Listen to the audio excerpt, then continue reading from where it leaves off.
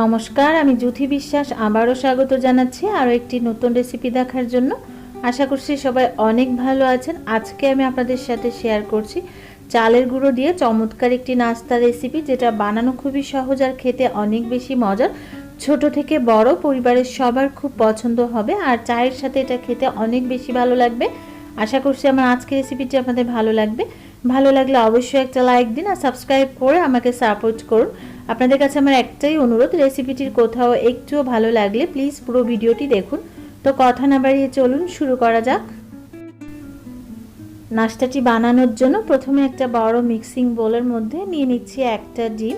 তার মধ্যে দিয়ে দিচ্ছি 1/3 কাপ চিনি। চিনিটা একবারে না দিয়ে আমি দুইবারে দিয়ে এটাকে ডিমের সাথে ভালো করে মেল্ট করে নিতে হবে। আর চিনিটা যদি বারে বারে দিয়ে ডিমের সাথে মিশিয়ে নেওয়া যায় তাহলে চিনিটা খুব তাড়াতাড়ি মেল্ট হয়ে যাবে। আর এই পর্যায়ে একটা হ্যান্ড হুইস্কের সাহায্যে আমি এটাকে খুব ভালো করে মিশিয়ে নিচ্ছি। আর এই পর্যায়ে কিন্তু ডিমটা চিনির সাথে খুব ভালো করে মিশে গেছে আর চিনিটাও মেল্ট হয়ে গেছে। তারপরে এর মধ্যে আমি দিয়ে দিচ্ছি ড্রাই কোকোনাট পাউডার। আমি এখানে 2 টেবিল চামচ ড্রাই কোকোনাট পাউডার দিয়েছি। এতে করে এই নাস্তাটি খেতে অনেক বেশি ভালো লাগবে। তবে আপনারা চাইলে ডেজিকেটেড কোকোনাট পাউডারও এখানে ব্যবহার করতে পারেন।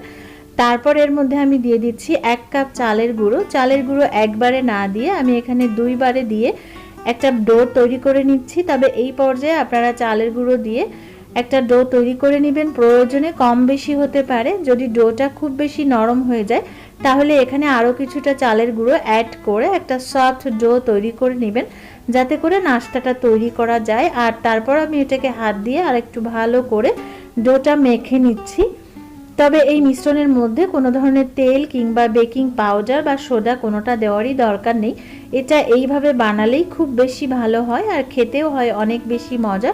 তো ডোটা আমার হয়ে গেছে। হাত পরিষ্কার করে হাতে একটু তেল লাগিয়ে নিয়ে নাস্তাটা রেডি করে নেব। তার জন্য হাতে কিছুটা ডো নিয়ে এভাবে হাতের মুঠোতে তালু করে লম্বাটে আকারে শেপ করে আমি এই নাস্তাগুলো তৈরি করে নিচ্ছি। তবে আপনারা চাইলে আপনাদের পছন্দ মতো যে কোনো শেপেই এই নাস্তাটি তৈরি করে নিতে পারেন। আর একই রকমভাবে আমি সবগুলো নাস্তা তৈরি করে নিচ্ছি। এবারে নাস্তাটা ভাজার জন্য আমি চুলায় একটা প্যানের মধ্যে তেল গরম করে নিয়েছি। আর তেলটা যখন মিডিয়াম লো আছে গরম হয়ে গেছে তখন চুলার আঁচটা মিডিয়াম টু লোতে রেখে নাস্তাগুলো দিয়ে দিচ্ছি। তারপর চুলার আঁচটা মিডিয়াম টু লোতে রেখে এক পাশ হয়ে গেলে তারপর উল্টে দিয়ে আরেক পাশে ব্রাউন করে ভেজে নিতে হবে।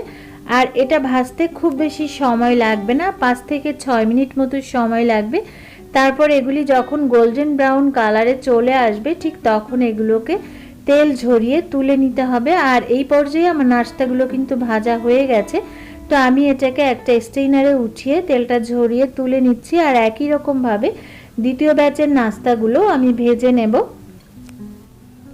সবগুলো নাস্তা আমি ভেজে নিয়েছি। আর দেখলেনই তো যে কত সহজে তৈরি হয়ে গেল একটা ডিম আর 1 কাপ চালের গুঁড়োর এই চমৎকার নাস্তাটি। পরিবারের ছোট থেকে বড় সবার খুবই পছন্দের এই নাস্তাটি। যদি ভালো লাগে তাহলে অবশ্যই একটা লাইক দিন আর ট্রাই করুন। কেমন হয়েছে আমাকে কমেন্ট করে জানান। এরকম আরও সহজ ও সুন্দর সুন্দর রেসিপি পেতে চাইলে লাইক, কমেন্ট, শেয়ার, সাবস্ক্রাইব করে পাশে থাকা বেল বাটনটি অন করুন, যাতে করে পরবর্তী ভিডিও নোটিফিকেশন আপনার কাছে পৌঁছে যায়। কারণ আপনাদের লাইক, কমেন্ট, শেয়ার, সাবস্ক্রাইব আমাকে অনেক বেশি আনন্দিত করে।